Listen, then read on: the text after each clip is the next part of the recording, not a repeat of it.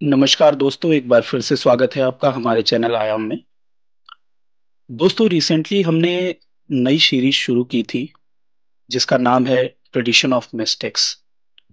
और हमने पहला वीडियो बनाया था 2032 वर्षीय महर्षि मातंग पर। यदि आपने ये वीडियो नहीं देखा तो जरूर देखें। मुझे उम्मीद है कि ये आपको पसंद आएगा। इससे पहले कि आज का शीर्षक हम शुरू करें, मैं आपको बताना चाहूंगा कि आयाम टीम का मकसद किसी धर्म विशेष को प्रमोट करना नहीं, बल्कि हम आध्यात्म या स्पिरिचुअलिटी को प्रमोट करना चाहते हैं। यदि आप किसी मिस्टिक को जानते हैं और आप चाहते हैं कि हम उन पर वीडियो बनाएं, तो प्लीज़ हमारे कमेंट सेक्शन में कमेंट करें। हम पूरी कोशिश करेंगे कि आपके सजेशंस पर काम करें। तो चलिए शुरू करते हैं। आज हम बात करेंगे एक ऐसे मिस्टिक की जिन्होंने अपनी शिक्षा, त्याग और बलिदान से दुनिया भर के करोड़ों लोगों के दिल में जगह बना ली, करोड़ों दिलों को छुआ और वे पूरी दुनिया में सबसे ज़्यादा माने जाने वाली आध्यात्मिक शख्सियत बन गए। उनका नाम है जीसस क्राइस्ट या ईसा मसीह।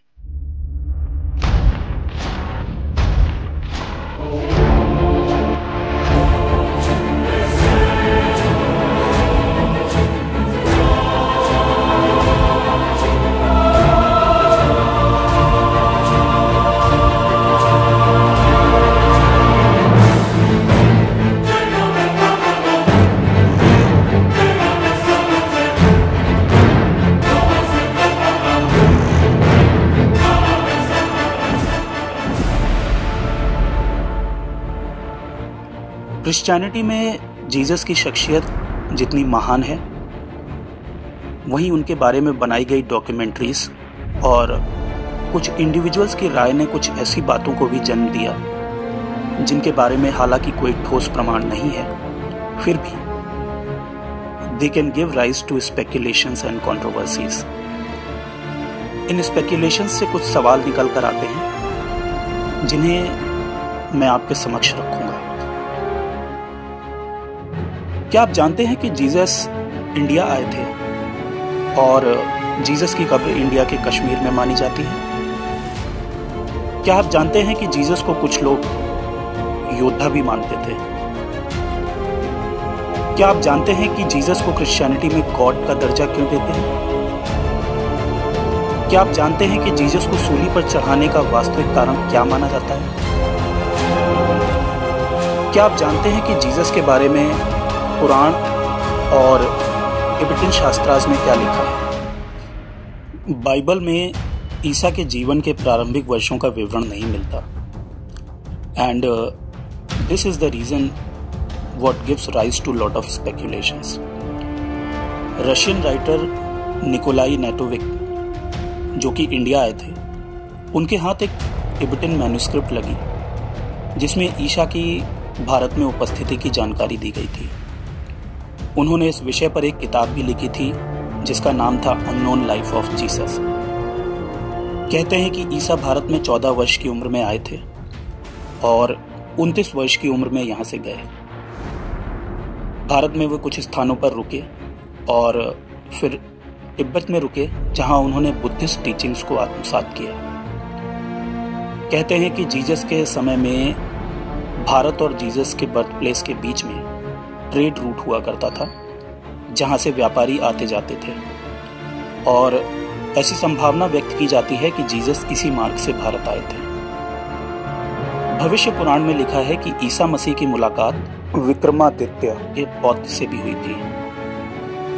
ये भी कहते हैं कि जीसस लद्दाख के बौद्ध मठ में रुके थे और यहाँ उन्होंने अपनी आध्यात्मिक साधना की। रामकृष्ण परमहंस जी के शिष्य स्वामी अभेदानंद ने भी तिब्बत की यात्रा की और वहां रखे मैन्युस्क्रिप्ट्स को देखने के बाद उन्होंने भी यह निष्कर्ष निकाला कि ईसा भारत आए थे। ऐसा भी कहते हैं कि सूली पर लटकाए जाते वक्त ईसा समाधि में प्रवेश कर गए थे और 3 दिन बाद उनकी चेतना फिर से लौटी और उसके बाद वो कश्मीर आ गए थे। यहाँ पर वे यूज आसफ नाम के संत के रूप में रहे अपने अंतिम समय तक। उनका मकबरा कश्मीर के रोजाबल में माना जाता है। एडगर केसी नाम के एक अमेरिकन क्रिश्चियन मिस्टिक हुए जिनको स्लीपिंग प्रॉफिट भी कहते थे। उन्होंने एसीन्स नाम के समुदाय के बारे में बताया था जिसका हिस्सा जीसस क्राइस्ट को भी माना जाता था। इस एसीन कम्युनिटी के बारे में कहते हैं कि वे मानते थे कि एक वॉरियर आएगा और रोम के आतंक से मुक्ति दिलाएगा उनको। और ऐसा भी कहा जाता है कि जीसस के साथ जो लोग रहते थे उनमें से कुछ लोग स्वॉर्ड्स भी लेकर चलते थे और इसलिए जीसस को जो क्रूसिफिकेशन की सजा दी गई थी वो दरअसल में उसी प्रकार से दी गई थी जिस प्रकार एक सत्ता विरोधी व्यक्ति को दी जाती है या एक विद्रोही को दी जाती है। जॉन 10:30 में जीसस कहते हैं I and the father are one, और ये बात कंक्लूड करती है कि जीसस को क्रिश्चियनिटी में गॉड का दर्जा क्यों प्राप्त है। फिलहाल सच जो भी हो, न ही फेथ सच को झुटला सकती है और न ही सच फेथ को डिगा सकता है। अंत में मैं एक बार फिर कहूँगा कि हमारा मकसद किसी स्पेसिफिक फेथ को प्रमोट करना या आहत करना नहीं है। हम सिर्फ और सिर्फ स्पिरिचुअलिटी को प्रमोट करना चाहते हैं। I end my words finally with Matthew 21:22. Truly, I say to you, if you have faith and do not doubt, that even if you say to mountain, be taken up and thrown into sea, it will happen. यानी अगर तू विश्वास कर और शक ना कर तो कुछ भी करना संभव है। Hallelujah, praise the Lord. Thanks for watching.